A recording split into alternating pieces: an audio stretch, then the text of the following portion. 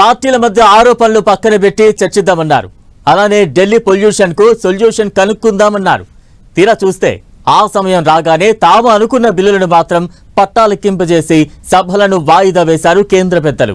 15 రోజుల పాటు సాగిన పార్లమెంట్ వింటర్ సెషన్స్ లో ఎన్డీఏ కీలకంగా తీసుకున్న 3 బిల్లులను ఆమోదించగా కాలుష్యం సమస్యపై మాత్రం వాయిదా మంత్రమే పట్టించింది.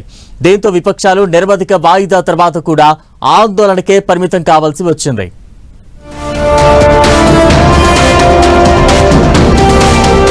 ఢిల్లీ పొల్యూషన్ పై సొల్యూషన్ ఏది? పార్లమెంటులో చర్చిస్తామంటూనే పక్కన పెట్టేసిన ఎన్డీఏ. గత వారంలో ప్రతిపక్ష నేత రాహుల్ గాంధీ డిమాండ్ చేయడం, ఎన్డీఏ వెంటనే ఓకే చెప్పిన కాలుష్యం సమస్యపై చర్చ లేకుండానే సెషన్స్ ముగిశాయి. అయితే ఎన్డీఏ అనుకున్న బిల్స్ మాత్రం పాస్ అయిపోయాయి.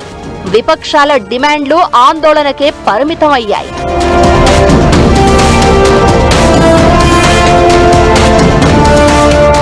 డిసెంబర్ 1 నుంచి ప్రారంభమైన వింటర్ సెషన్స్ షెడ్యూల్ ప్రకారమే డిసెంబర్ 19నే ముగిశాయి.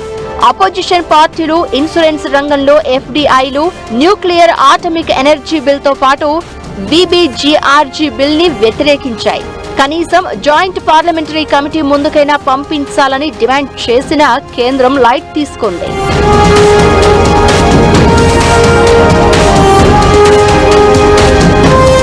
మరోవైపు ఢిల్లీని పొగ మంచు కమ్మేయడంతో ఎయిర్ క్వాలిటీ ఇండెక్స్ ఏకంగా 445 పాయింట్లకు చేరింది.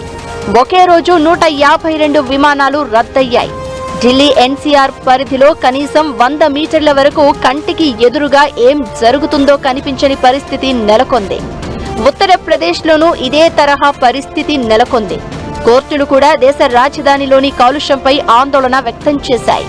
ఇలాంటి నేపథ్యంలో తప్పనిసరిగా పార్లమెంటులో పొల్యూషన్ పై చర్చ జరుగుతుందని ఎక్కువ మంది అంచనా వేశారు.